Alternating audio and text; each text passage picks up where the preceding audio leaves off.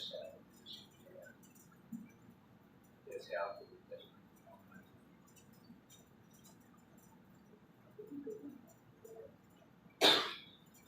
سورۃ کہف کی آیت کی تلاوت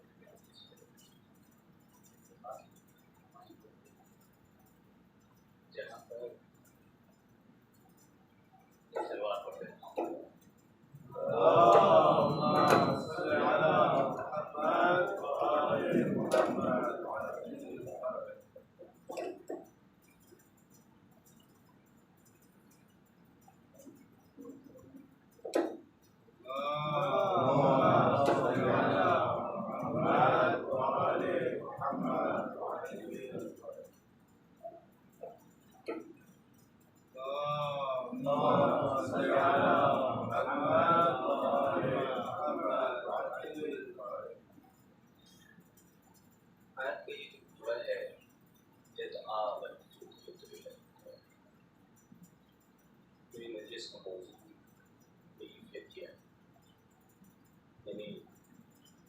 آج کی اپنی اس مجلس کا عنوان میں نے مرد اور مردان کے ظاہر اقدار اخلاق اسلامی میں مردانگی کسے کہتے ہیں. لیکن اس سے پہلے تقریباً دو تین باتیں آپ کے سامنے عرض کرنا چاہوں گا اور مسلمان سے کہ آپ کو سب سے پہلے سے کریں سب سے ویڈیو کاری کریں پہلی ہونا کم سے مجلس سے اور ظاہر سی بات ہے کہ مجلس نے ہماری حیات ملت کی ترجمہ ہے یہی مجلس ہے اس نے دنیا ہے جس کو جانتے یہی مجلس ہے ہم سب کی بازواں ہے یہی مجلس حسین اس قوم کی زباں ہے یہی مجلس حسین دنیا میں گرد بن کے بکھر جائے گی یہ قوم مجلس ہوئی جو بند تو مر جائے گی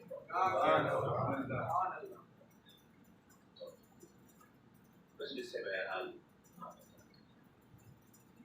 لیکن جب ہم مجلس سے کرتے ہیں اور محرم کا چاند فلک گزار ہوتا ہے ہم پر شبم بچھاتے ہیں تو بعض آوازیں بعض نامانوس آوازیں بعض اجنبی آوازیں ہمارے کانوں سے بتاتی ہیں کہ جس میں کچھ علمیت پیدا کرنے کی کوشش کی جاتی ہے کچھ نصیحت پیدا کرنے کی کوشش کی جاتی ہے کچھ روشن فکری دکھانے کی کوشش کی جاتی ہے. آپ کب تک مجلس کرتے رہیں گے آپ کب تک نوحہ کرتے رہیں گے ہر سال وہی تماشا ہر سال وہی چیز یہی 1400 برس پرانی باتیں آپ بار بار ریپیٹ کرتے چلے جاتے ہیں. محرم ختم ہوتا ہے یا میں بات نہیں آتا ہے ادھر وہاں پہ آپ شروع ہو جاتے ہیں اور پھر مناسبتوں سے مسلسل جب بھی مجلس ہوتی ہے جب بھی کوئی شہادت کی تاریخ آتی ہے آپ یہی 1400 سال پرانی باتیں وہی داستان غم وہی فتح خون کی داستان آپ ممبر پہ دیکھ بیٹھ جاتے ہیں اور ریپیٹ کرنا شروع کرتے ہیں تکرار کرنا شروع کرتے ہیں مسلسل بیان کرتے ہیں. آخر یہ کب تک چلتا رہے گا کب تک آپ پرانی باتیں کرتے رہیں گے کب تک آپ گڑے مردے اکھاڑتے رہیں گے. رات گئی بات گئی ماضی مزہ جو ہوا سو ہوا اب کچھ حال کی باتیں کریں کچھ استقبال کی بات کریں کچھ مستقبل کے منصوبوں پہ آ کر کے گفتگو کریں ہمیں کیا کرنا چاہیے ہمیں کیا ہونا چاہیے ہم کس حال میں ان ساری چیزوں پہ بات کرنی چاہیے.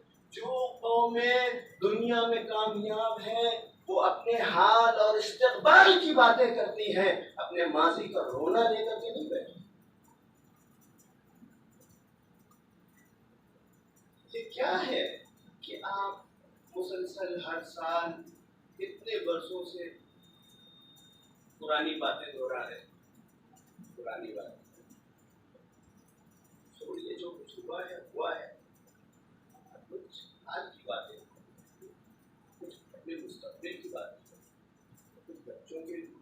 फ्यूचर की बातें हो। अल्लाह ने मोहतरम, जब हम इस फिक्र को कुरान की बारगाह में ले आकर के पेश करते हैं तो हम देखते हैं कि कुरान मजीद मुसलसल पुरानी बातें दोहराता है। अव्वल खिलकत आदम का तस्करा हो रहा है। इज़ा सव्वैतुहु व नफ़ख्तु फ़ीहि मिन रूही फ़क़ऊ लहू साजिदीन। तुम सब के सब सजदे में गिर जाना। तफसील से परवरदिगार इस बात को बयान कर रहा है। हज़रत आदम और हज़रत हव्वा का तस्करा होता है। या आदम उस्कुन अन्ता व ज़ौजुकल जन्ना, दोनों के दोनों यहाँ रहो, जितना खाना चाहते हो खाओ पियो, मगर देखो ला तक़रबा हाज़िहि शजरत फ़तकूना मिनज़ ज़ालिमीन। जनाब आदम का तस्करा कुरान मजीद में 25 मुकाम पर हुआ। उसके बाद जनाब नूह का तस्करा आप देखिए 43 मुकामात पर हुआ। जनाब यूसुफ का तस्करा 27 मुकामात पर हुआ। जनाब इब्राहीम का तस्करा कुरान मजीद करता है 65 मुकामात पे करता है। जनाब अय्यूब का तस्करा हुआ। जनाब मूसा का तस्करा हुआ, बड़ी शान के साथ हुआ, बड़ी तफसील के साथ हुआ। 136 मुकामात पर जनाब मूसा का तस्करा मौजूद है। उलमा ने कहा कि कुरान मजीद 1/3 से ज्यादा उलमाए मासबक की तारीख है। 1/3 से ज्यादा कुरान मजीद पुरानी बातें करता है। तो कोई कहे तो सही कुरान मजीद से, कोई कहे तो सही परवरदिगार से। परवरदिगार खातिबुन नबी आया है, अपने आखिरी नबी को तूने भेजा है। ये क्या पुराने नबियों की बातें लेकर के बैठ गया? कुछ हाल की बातें कर, कुछ मुस्तकबिल की बातें कर, कुछ आज के दौर की बातें कर। ये कुरान हमेशा के लिए आया है, ये पुरानी बातें क्यों तू लेकर के बैठ गया? तो शायद परवरदिगार आवाज दे। मैं यही बताना चाहता हूँ कि कामयाब कौमों का हालो मुस्तकबिल उसके माजी से कटा हुआ नहीं है। अगर चाहते हो कि अपने इस्तकबाल का चेहरा देखो, अपने मुस्तकबिल का चेहरा देखो, अपने मुस्तकबिल की कामयाबियों की जुल्फें संवारो, तो तुम्हें माजी का आईना उठाना पड़ेगा। इस माजी के आईने में तुम्हें दिखाई देगा। परवरदिगार ने कुरान मजीद में अपने पैगंबर से कहा, ऐ मेरे रसूल, ये याद रखना, ये जो मैंने तारीखें आपके सामने बयान की है और मासबक की जो तारीख आपके सामने बयान की है, ये यूं ही नहीं है, बल्कि इसके 3 फायदे हैं। ये जो हम मजलिसें करते हैं, ये जो हम दास्ताने गम सुनाते हैं, ये जो हम फतेह खून की बातें करते हैं, पुरानी दास्तानें बताते हैं, ये यूं ही नहीं है। इसके फवायद कुरान मजीद ने 3 बताए हैं। ऐ मेरे रसूल, सूरह हूद की 120वीं आयत में इरशाद हुआ, कुल्लन नक़ुस्सु अलैका मिन अंबाइर रसूल। ऐ मेरे रसूल, याद रखिए, ये जो हमने उलमाए मासबक की, ये जो हमने अंबियाए मासबक की तारीखें आपके सामने दोहराई है, ये यूं ही नहीं है, बल्कि इनके फवायद हैं, इनके फायदे हैं। सबसे पहला फायदा कुरान मजीद ने बयान किया कि सबसे पहला फायदा यह है कि मां नुसब्बितु बिही फवादक, इसके जरिए हम आपके दिल को मजबूत करते हैं। ये जो दास्ताने हैं, ये जो मजलिसें हैं, ये जो मजलिसों में बताया जाता है, ये जो पुराने नबियों की दास्ताने हैं, इम्मा की दास्ताने हैं, ये यूं ही नहीं है। कुरान मजीद कह रहा है मां नुसब्बितु बिही फवादक, इसके जरिए से दिलों को मजबूती मिलती है, इसके जरिए से दिलों में मर्दानगी आती है, इसके जरिए से दिलों में इत्मीनान पैदा होता है। अज़्म अज़ीमत के मैदान में इंसान कदम रखता है, इंसान को मजबूती मिलती है, यानी उसे इस बात का अंदाजा होता है कि तबलीग की राहें इतनी आसान नहीं है। ऐसा नहीं है कि हम तबलीग की राहों में चलेंगे तो हमारे ऊपर फूलों की बारिश होगी, लोग हमारे हाथ आकर के चूमेंगे, हमें खाने और पीने का हमारे इंतजाम करेंगे। नहीं, देखो याद रखना, जिस तरीके से अंबियाए मासबक इस रास्ते पे चले तो उनके राहों में कांटे बिछाए गए, उनके ऊपर पत्थरों की बारिश हुई। उसी तरीके से मुमकिन है तुम्हारे रास्तों में भी कांटे बिछाए जाए, तुम्हारे ऊपर तंज़ो तशनीह के तीर चलाए जाए, तुम्हारे ऊपर तोहमत की बाढ़ बौछार की जाए, लेकिन याद रखना कि ये सब मुमकिन है। लिहाजा जब इंसान अंबियाए मासबक के तस्वीरों को पढ़ता है, इन तस्वीरों को दोहराता है, तो उसका दिल मजबूत हो जाता है कि हम भी ये सब बर्दाश्त करें। जैसे उन्होंने फतह का جھنڈا گاڑا ہے ویسے ہی ہم بھی گاڑنے کی کوشش کریں۔ جب انسان ان تذکروں کے ذریعے سے اپنے دل کو مضبوط کر لیتا ہے، مجلسوں کے ذریعے سے، کربلا کی داستان کے ذریعے سے جب انسان اپنے دل کو مضبوط کر لیتا ہے تو وہ اس مقام پہ پہنچتا ہے کہ اپنے دشمن جو سپر پاور ہے اس کی آنکھوں میں آنکھیں ڈال کر کے کہتا ہے کہ سنو، ماں ملت امام حسینی، ماں ملت شہادتی، مرد این میدان ماں ہستیم، بے پوش ماں حواس سے سختی نہ پشت سر گذاشتی۔ یہ کون ہے؟ یہ کس کو حق ہے؟ یہ بات کہنے کا کس کو حق ہے؟ یہ اسی کو حق ہے کہ جس نے کربلا کی داستانوں کو سنا ہو اور کربلا کی داستانوں کے ذریعے اس کا دل اتنا مضبوط ہو گیا ہو کہ آنکھوں میں آنکھیں ڈال کر کے کہے کہ سنو، یہ آنکھیں اس کو دکھانا جو تم سے ڈرتا ہو۔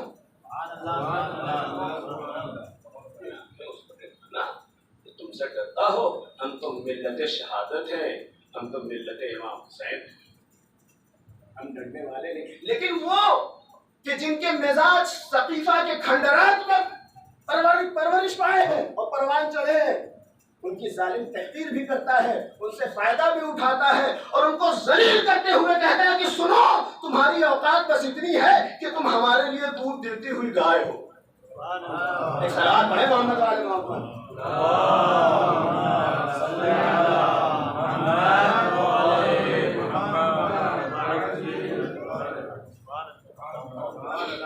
آپ نے محسوس کیا ماں نصرت۔ قرآن مجید نے ان پرانی داستانوں کی تکرار کی 3 وجہ بتائی ہے۔ ماں نصرت فواد، ہم اس کے ذریعے سے تمہارے دل کو مضبوط کرتے ہیں۔ وجاءک فی ھذہ الحق، اس کے ذریعے سے تمہارے لیے روشن ہو جاتا ہے، حق واضح ہو جاتا ہے، تمہیں حق و باطل کی تمیز آتی ہے، تمہارے اندر فرقان پیدا ہوتا ہے، تم سمجھ سکتے ہو کہ کیا حق ہے کیا باطل ہے، تمہارے اندر بصارت سے بڑھ کر کے بصیرت آ جاتی ہے، باطل کا مغرور چہرہ سامنے آ جاتا ہے۔ اب معلوم یہ ہوا کہ جن کو مجلسوں سے چڑ ہو رہی ہے، جو فرش ازا کی مخالفت کر رہے ہیں، وہ کیوں مخالفت کر رہے ہیں؟ اس لیے کہ ان مجلسوں کے ذریعے جب حق واضح ہوتا ہے، باطل کا مغرور چہرہ سامنے آتا ہے تو ان کی کرتوتیں کھل جاتی ہیں، لہذا یہ مخالفت کرتے ہوئے نظر آتے ہیں۔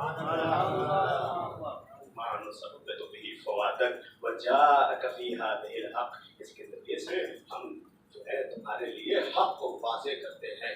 اور پھر اس کے بعد قرآن مجید نے کہا وَمَوْعِظَةٌ وَذِكْرَىٰ لِلْمُؤْمِنِينَ، مومنین کے لیے موعظہ ہے، ذکر۔ موعظہ کا مطلب کیا ہے؟ موعظہ کا مطلب یہ ہے کہ بتا دیا جائے کہ کیا غلط ہے کیا صحیح ہے، کیا برائیاں ہیں کیا نیکیاں ہیں، کیا معروف ہے کیا منکرات ہیں، یہ ساری چیزیں بتا دی جائیں ان مجلسوں کے ذریعے۔ یہ جو ہم داستان غم کو دہراتے ہیں، ہم انہی کے ذریعے سے موعظہ کر دیتے ہیں، ہم آپس میں ایک دوسرے کو اپنے آپ کو موعظہ کرتے ہیں، اس کو بتاتے ہیں۔ تو قرآن مجید نے ہمارے سامنے یہ 3 فوائد ہمارے سامنے مجلسوں میں رکھے ہیں۔ آج کی مجلس کا عنوان جیسے کہ میں نے آپ کے سامنے عرض کیا کہ فدیہ ہے۔ جب اصحاب کہف جو قرآن مجید میں سورہ کہف جو یہ آیت ہے، یہ وہ آیت ہے کہ جس کے بارے میں روایت میں ہے کہ لوگ نیزہ میں امام حسین نے جو تلاوت کی بات میں ہے کہ پورے سورہ کہف کی تلاوت کی، اور بات میں ہے کہ خصوصاً اس آیت کی تلاوت کی تھی، اس سے پہلے والی آیت ہے ام حسبت ان اصحاب الکہف والرقیم کانوا من آیاتنا عجبا، اس آیت خصوصاً اس کے بعد کی فوراً ہی بعد کی آیت ہے کہ اس آوى الفتية الى الكهف، جب وہ جوان غار کے پاس ہے، بس یہی فدیہ ہمارا وہ موضوع ہے۔ جب اس کے بارے میں ہم تحقیق کرتے ہیں، وہ معلوم کرتے ہیں، تو ہمیں پتہ چلتا ہے کہ اصحاب کہف کوئی نوجوان لوگ نہیں تھے، کوئی نوجوان لوگوں کی جماعت نہیں، بلکہ اس میں سن رسیدہ لوگ تھے۔ جناب میکسیمیلین کے بارے میں ملتا ہے تقریباً 85 برس کے، ہوئے لٹک گئے، چھوڑیاں پڑتی تھی، بال سفید ہو گئے، مگر قرآن مجید کیوں کہتا ہے کہ یہ فدیہ ہے، یہ جوان ہے؟ اس کا مطلب یہ ہے کہ قرآن مجید یہ کہنا چاہتا ہے کہ ممکن ہے کہ تمہارے نزدیک جوانی کا معیار بال کا کالا پن ہو، داڑھی کا کالا پن ہو، یعنی تم یہ سمجھتے ہو کہ کسی کی بات، کسی کا بال جو ہے وہ کالا ہے، کسی کی داڑھی کالی ہے، تو اس کا مطلب یہ ہے کہ وہ جوان ہے، اور اگر کسی کے بال سفید ہو رہے ہیں اور داڑیاں سفید ہو رہی ہیں تو اس کا مطلب یہ ہے کہ وہ ضعیف ہو چکا ہے، وہ بوڑھا ہو چکا ہے۔ لیکن قرآن مجید نے اس نظریے کو بدل دیا کہ ایسا نہیں، بلکہ اصل چیز کیا ہے، وہ استحکام ہے۔ اصل جوان مردی کیا ہے؟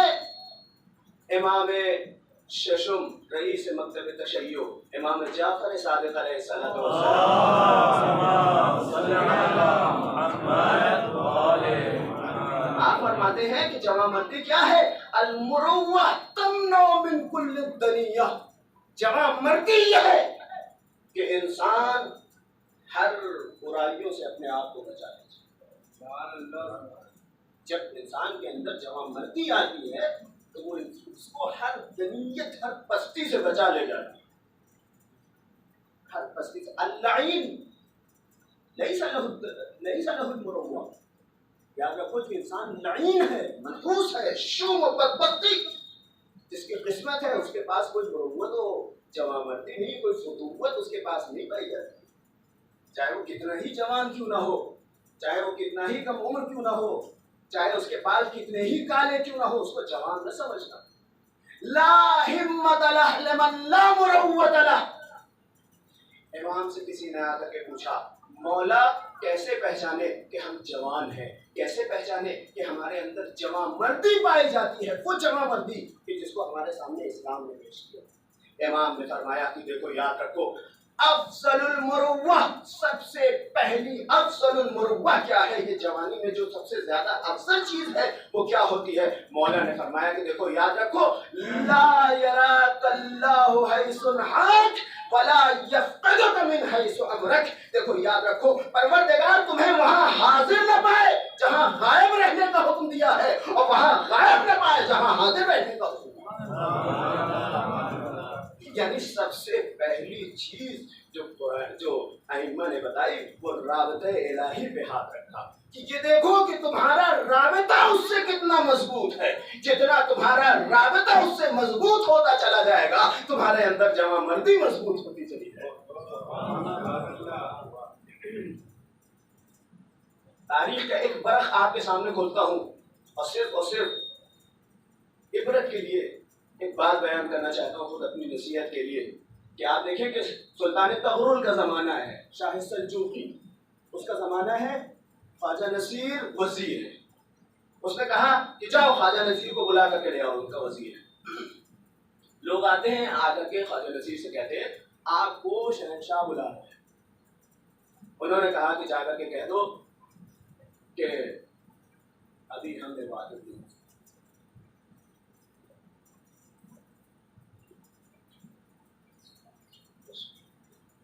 ابھی ہم عبادت میں مصروف نہیں کر سکتے۔ یہ سننا آسان ہے لیکن اس کو اگر آپ محسوس کریں تو واقعی میں بہت بڑی بات ہے۔ شہنشاہ شاہ سبزیوں کو طغرل ایک آدمی کو بلاتا ہے کہ اس کا وزیر ہے اور وہ کہتا ہے کہ ہم ابھی نہیں آئیں گے۔ آدمی دوڑ کر کے جاتا تھا، لڑکھڑاتی ہوئی زبان سے گفتگو کرتا تھا کہ بتائیے کیا ہو گیا، کیا ہو گیا۔ زیادہ سے زیادہ وہ اپنے آپ کو دکھاتا تھا کہ ہم بے انتہا مخلص ہیں، ہم بے انتہا آپ کے چاہنے والے ہیں، ہم بہت پریشان ہیں آپ کے لیے، یہ سارا۔ لیکن انہوں نے کہا کہ آنے والے کارندے نے آ کر کے اور چڑھایا کہ دیکھیے جب آپ کے وزیر ایسے ہو جائیں گے تو پھر رعایا کا کیا ہوگا۔ غلط کیا، اس کی ہمت کیسے پڑی، اس نے میرے حکم کو زیر پا کیا اور وغیرہ وغیرہ ساری باتیں، جاؤ اس کو لے کر کے آؤ، پکڑ کر کے لے کر آؤ۔ پھر آتے ہیں، پھر اسے کہتے ہیں عبادت کر رہا ہوں، آتا ہوں، جاؤ۔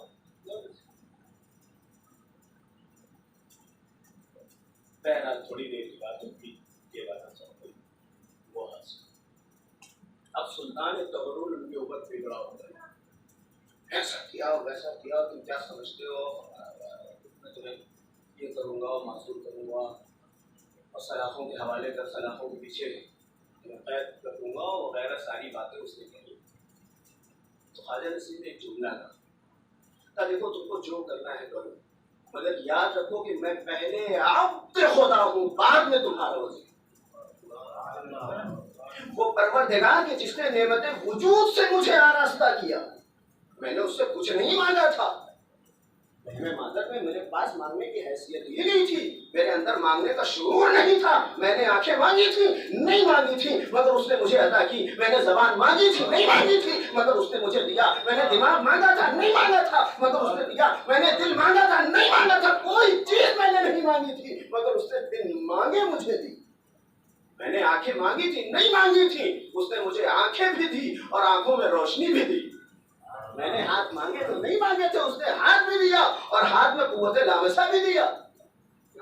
मैंने नाक मांगी थी, नहीं मांगी थी, उसने मुझे नाक भी दी और फिर कुव्वत शामा से भी उसने मुझे किया। मैंने कान मांगे थे, नहीं मांगे थे, उसने कान भी दिया और कानों में कुव्वत बासरा भी दी। मैंने दिमाग मांगा था, नहीं मांगा था, उसने दिमाग भी दिया और दिमाग में जौलानी भी अता की। ये सारी नेमतें जो उसने बगैर मांगे मुझे दी है, तो उसका मर्तबा सबसे बुलंद है और तुम उसके मुकाबले में कुछ भी नहीं हो। अगर मैं परवरदिगार का बेहतरीन बंदा नहीं बन सकता, तो तुम्हारा बेहतरीन वजीर क्या बनूंगा? लिहाजा जरूरी है कि मैं अपने परवरदिगार का बेहतरीन बंदा बनूं, ताकि तुम्हारा बेहतरीन वजीर बन सकूं। उसकी बात समझ में आ गई। उसने कहा, हाँ हाँ, इसी तरह से रहो, अपने परवरदिगार के बेहतरीन बंदे बनो, ताकि बेहतरीन वजीर भी साबित हो सको। क्या मतलब है? ख्वाजा नसीर ये बताना चाहते हैं, देखो याद रखो, तुम बेहतरीन कुछ भी नहीं बन सकते। किसी मनसब पर, किसी मुकाम पर, किसी ओहदे पर, किसी रिश्तेदारी पर तुम कुछ भी बेहतरीन नहीं बन सकते, मगर ये कि तुम बेहतरीन अब्द परवरदिगार हो। एक बेहतरीन तालिब इल्म नहीं बन सकता जब तक कि वो बेहतरीन बंदे परवरदिगार न बन जाए। एक बेहतरीन उस्ताद नहीं बन सकता जब तक कि वो बेहतरीन अब्द परवरदिगार न बन जाए। एक बेहतरीन बाप नहीं बन सकता जब तक कि वो परवरदिगार का बेहतरीन बंदा न बन जाए। एक बेहतरीन शौहर नहीं बन सकता मगर ये कि वो पहले अपने परवरदिगार का बेहतरीन बंदा बन जाए। ला यराकल्लाहु हैसु नहा। देखो ऐसा न होने, जहां उसने हाजिर रहने का हुक्म दिया है वहां से गायब न हो, और जहां से गायब रहने का हुक्म दिया है वहां पे तुमको परवरदिगार देखे। इस राबते को मकसूद। और फिर उसके बाद इमाम अली अलैहिस्सलातु वस्सलाम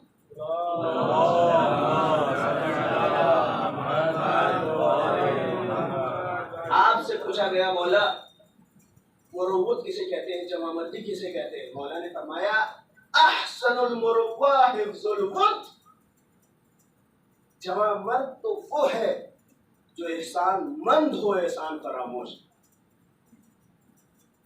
अगर एहसान फरामोशी आ गई तो इसका मतलब ये है कि ये कितना भी कमसिन हो, इसके बाल कितने भी काले हो, इसकी दाढ़ी कितनी भी काली हो, ये सब कुछ सही है मगर ये जवान नहीं है, इसके अंदर जवानमर्दी नहीं। जब तक कि इसके अंदर एहसान मंदी न पैदा हो, तो दूसरों के एहसान को याद न रहे। आप देखिए कि जिंदगी भर पैगंबर फरमाते रहे, हाय खदीजा, हाय खदीजा। आगे कब तक आप उस बुढ़िया को याद करेंगे? यही तो कहा था कि क्या बदते हो तुम लोग, क्या बदती हो तुम। तुम्हें पता नहीं है कि जब दुनिया मेरी तकजीब कर रही थी तो उसने मेरी तस्दीक।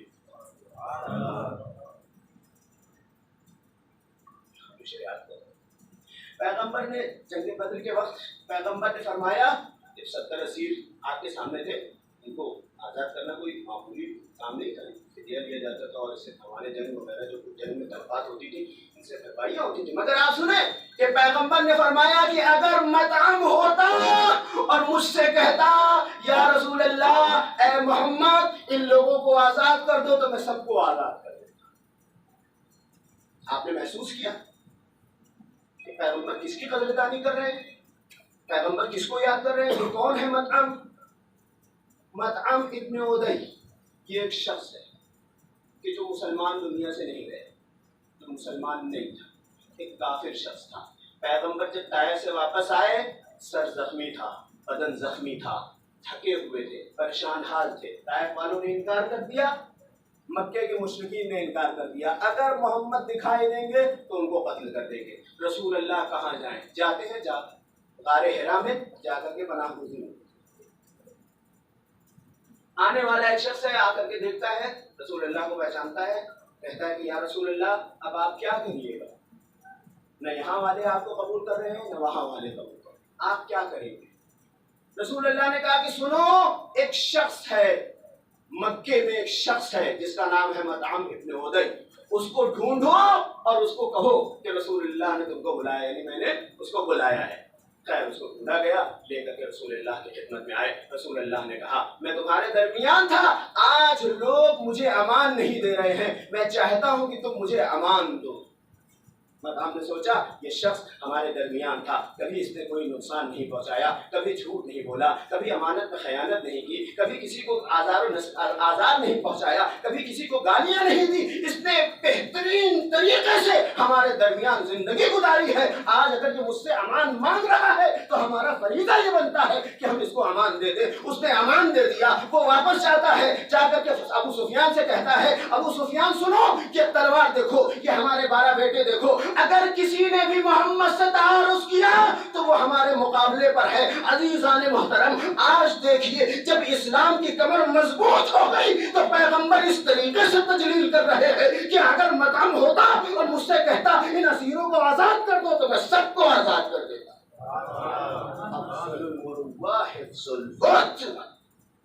ये मर्दों का रसूल है, ये रसूल मर्दानगी है। ये याद कर रहा है काफिर के एहसानात को, याद कर रहा है। एहसान फरामोश नहीं है, काफिर के एहसानात खुदा। तो मैं और वो ये कहता कि इन लोगों को आजाद कर दो, सबको आजाद कर दो। एक सलवात पढ़ते मोहम्मद वाले।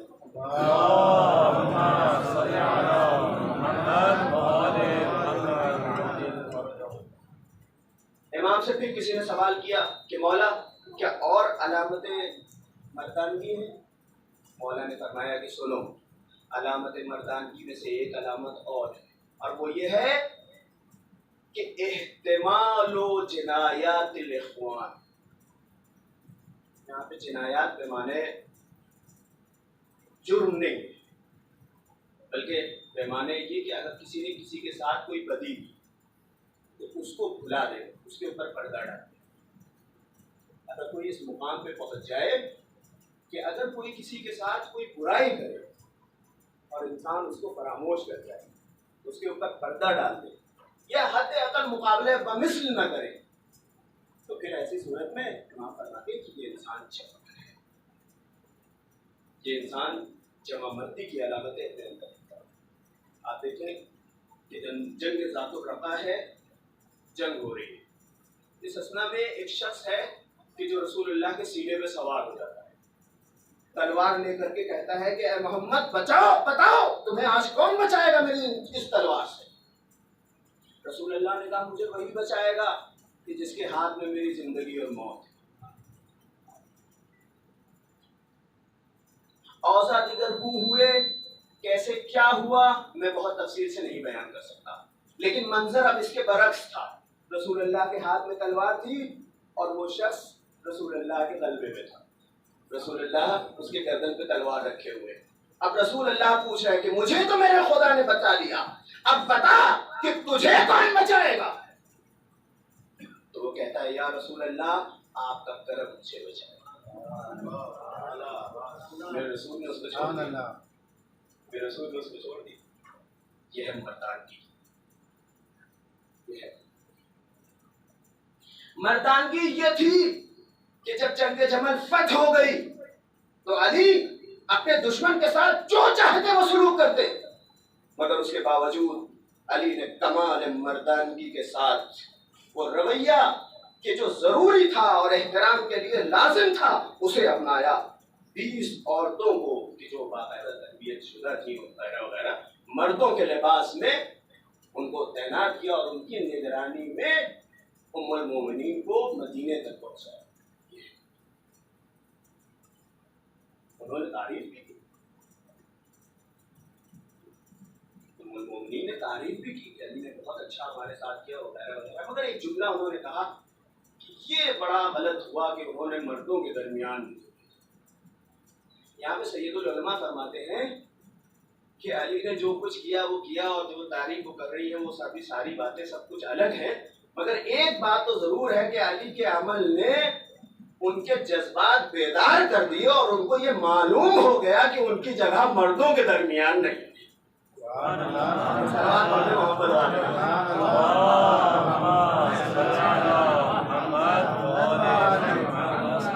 اتنے تو جذبات بیدار کر دیے, اتنی تو بیداری پیدا ہو گئی کہ ان کو یہ محسوس ہوا کہ ہمارا جو مقام ہے وہ مردوں کے درمیان.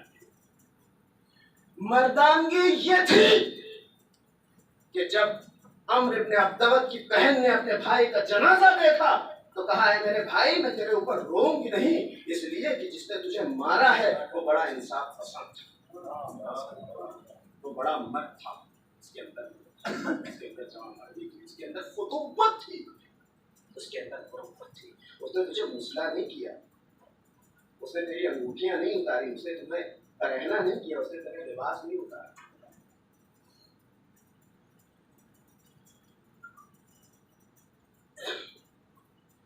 جوان مردی یہ تھی کہ جب ایک شخص جس کا نام بہتبہ ابن تمیم ہے اپنے خیمے سے نکلتا ہے اور نکلنے کے بعد دونوں ہاتھوں میں تلوار لیے ہوئے اور نچا رہا ہے اور کہتا ہے حسین میرے مقابلے میں آؤ, کیا میرا مقابلہ کر سکتے ہو, کیا تمہارے اندر اتنی طاقت ہے. یہ وہ وقت تھا کہ جب حسین ابھی اصغر کو دفنا کر کے آئے, یعنی اب کوئی بچا نہیں ہے.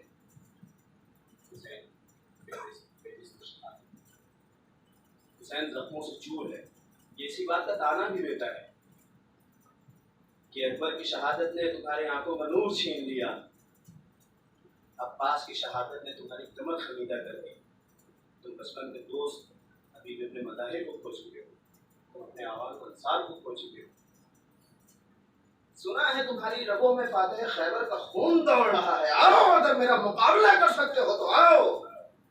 مانا کہ تم 3 دن کے بھوکے اور پیاسے ہو, مگر کیا ابھی بھی تمہارے اندر اتنی طاقت ہے کہ میرا مقابلہ کر سکتے. چیلنج کر رہا ہے, مقابلے میں کسی کی دعوت دے رہا ہے. یہ کوئی معمولی چیز نہیں تھی عرب میں, کوئی معمولی چیز نہیں تھی. حسین مجبوراً آئے اور آنے کے بعد مقابلہ شروع ہوتا ہے. ایک وقت تو آتا ہے کہ جب مولا نے ایسی ضرب لگائی کہ یہ گھوڑے سے گرا, خاک کربلا پر دھول اڑنے لگی, تلوار دور جا کر کے گری.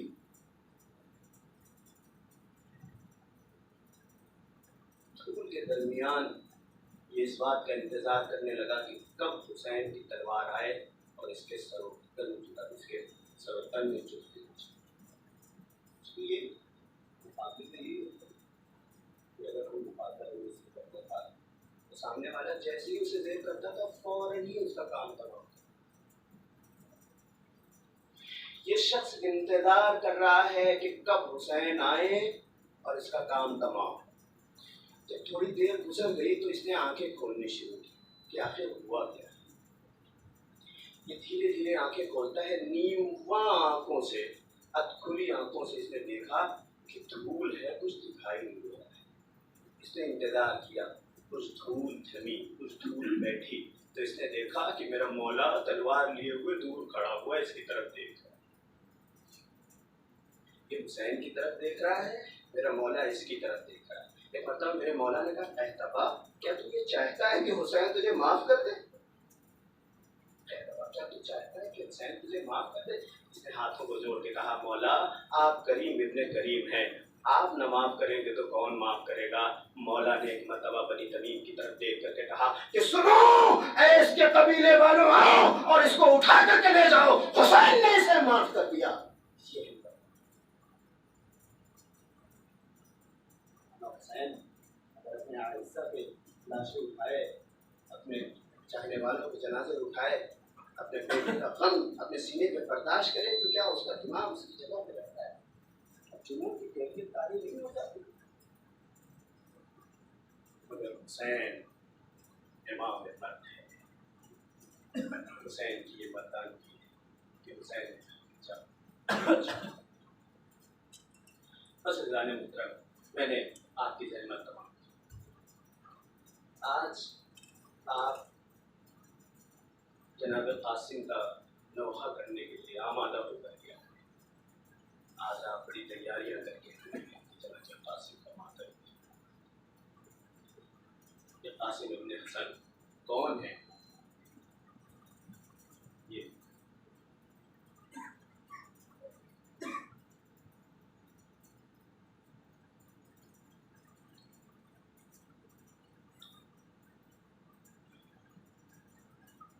جب جناب قاسم تاریخ بتاتی ہے کہ جب جناب قاسم 3 سال کے تھے تو امام حسن شہید ہو گئے.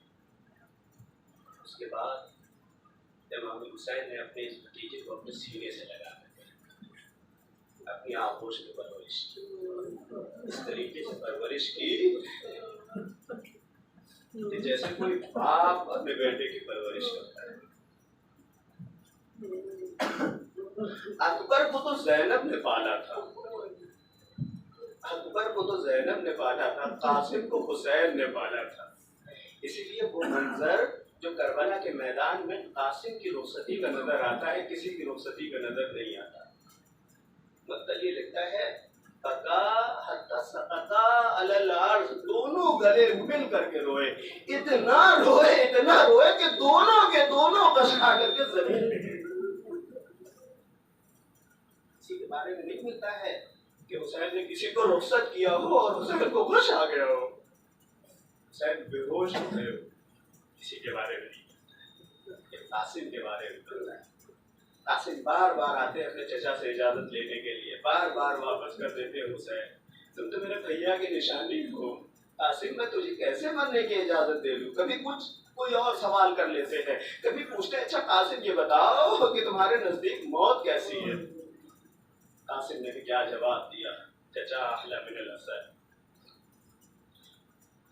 مطلب یہ کہتا ہے کہ اتنی مرتبہ قاسم چچا سے اجازت لینے کے لیے آئے اور اتنی مرتبہ حسین نے انکار کر دیا اور قاسم واپس گئے کہ اس چلتے چلتے اور آتے آتے قاسم تھک گئے اور تھک کر کے ایک عمود خیمہ سے ٹیک لگا کر کے بیٹھ گئے.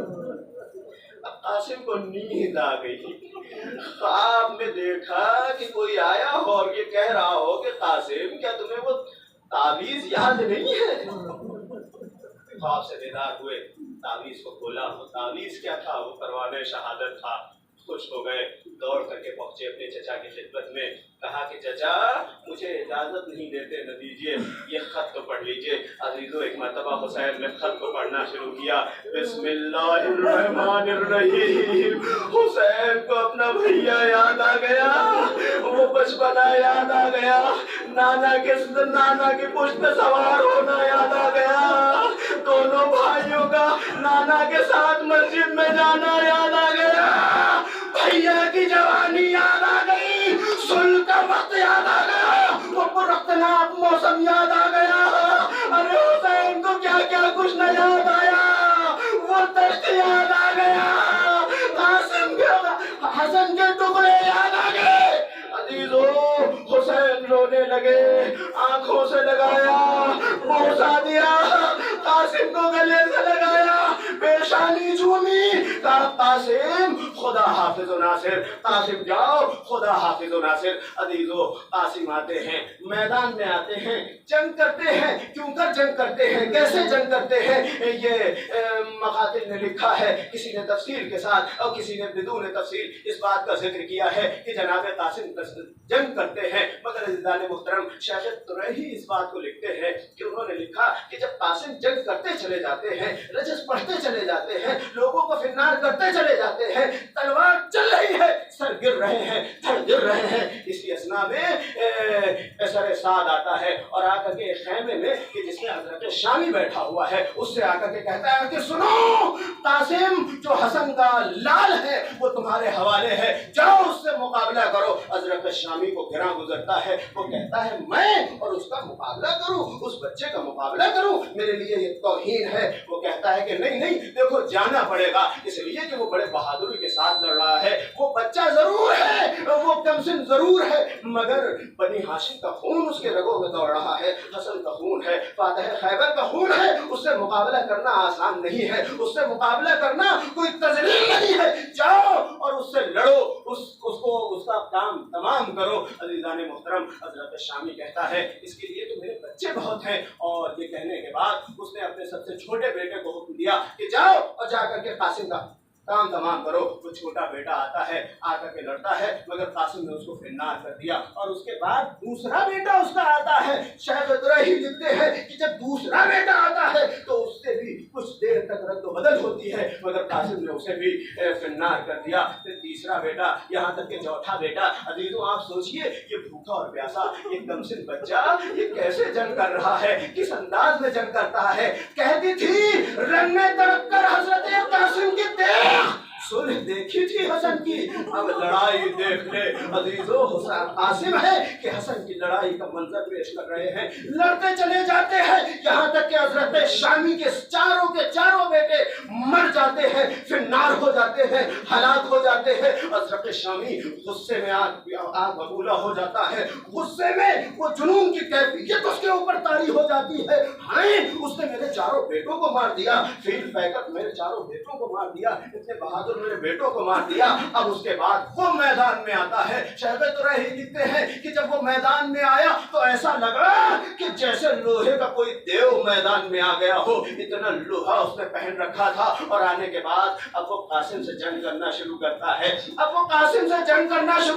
ہے. ایک وہ مقام آتا ہے کہ جب وہ قاسم کے گھوڑے کے پیر پر وار کرتا ہے. قاسم کا گھوڑا جب مر جاتا ہے، جناب قاسم اس سے اتر جاتے ہیں. اب جناب قاسم پیادہ ہے، وہ گھوڑے پہ بیٹھا ہوا ہے. کوئی نہیں ہے جو قاسم کی مظلومیت کو دیکھے. مگر عزیزو آپ اس بات کو محسوس کریں کہ جب کوئی یتیم ہوتا ہے تو جو بیوہ ماں ہوتی ہے وہ بار بار اپنے بیٹے کو دیکھتی ہے، جو سب سے نزدیکی ہوتا ہے اس کی طرف دیکھتی ہے کہ کیا تم میرے لال کی مدد نہیں کرو گے. اگر اس کا باپ ہوتا تو مدد کے لیے جاتا.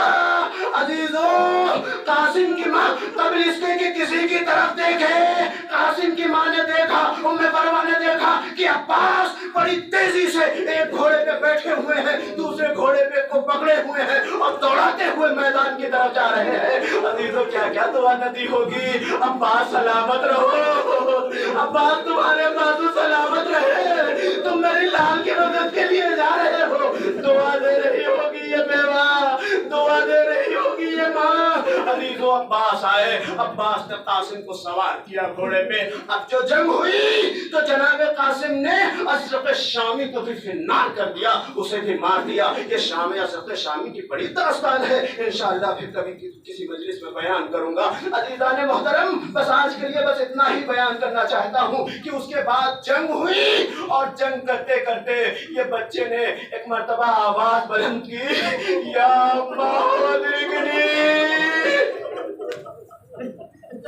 جزاکم ربکم خیرن جزا. خدا آپ کو کسی غم میں نہ رلائے سوائے غم شہدائے کربلا کے. عزیزو آپ کی آواز گریہ بلند ہو گئی، پروردگار ان کے اوپر رحمت نازل کرے. عزیزو جیسے ہی حسین نے اس آواز کو سنا ہے گھوڑا دوڑاتے ہوئے پہنچے، آواز دیتے جاتے ہو قاسم ٹھہرو میں آتا ہوں، قاسم ٹھہرو میں آتا ہوں. مگر ہیبت حسینی سے گھوڑے دوڑنے لگے. قاسم کا جنازہ زندگی میں پامال ہو گیا. جب حسین پہنچے ہیں فَوَضَعَ خَدَّهُ عَلَى خَدِّ الْقَاسِمِ، قاسم کے رخسارے میں اپنا رخسارہ رکھ دیا. منہ چومنے لگے، پیشانی چومنے لگے. بیٹا अपने चचा को माफ कर देना। तुम्हारा चचा उस वक्त आया कि जब कोई नुसरत नहीं कर सकता। अजीजों, बस एक और वाकया मैं आपके सामने पेश करना चाहता हूँ और उसके बाद ज़हमत को तमाम करूंगा। अजीज़ान मोहतरम, सिब्त हसन नहरी भी फरमाते हैं कि जब ये काफिला, लुटा हुआ काफिला शाम में पहुंचा है ना, जब शाम में पहुंचा है तो वहां पे एक औरत थी कि जिसने 4 औरतों को जमा कर रखा था और सबके पास पत्थर थे और वो उनसे ये कह रही थी कि सुनो, अभी उस शख्स का, अभी उस नौजवान का सर आएगा कि जिसने तुम्हारे सुहाग को उजाड़ा है, जिसने हमारे सुहाग को उजाड़ा है। आपने पहचाना ये हजरत शामी की बेवा थी कि जो अपने 4 बेवा बहुओं के साथ वहां पे जमा थी और ये इंतजार कर रही थी कि जब कासिम का सर आएगा तो हम उसको पत्थर में मारेंगे। अजीजों, एक सर आया, इन्होंने देखा, कोई तारुफ न किया, दूसरा सर आया, तीसरा सर आया। जैसे ही कासिम का सर आया, इन लोगों ने कहा यही है कि जिसने हमारे ऊपर जुल्म किया है। अजीजों, पत्थरों की बारिश होने लगी, पत्थरों की बारिश होने लगी, पत्थर बरस रहे थे। कोई नहीं था जो कासिम की मजलूमियत को देखता। एक बेवा थी, कुछ याद आया, तराई का रुख किया, अब्बास घोड़ा लेके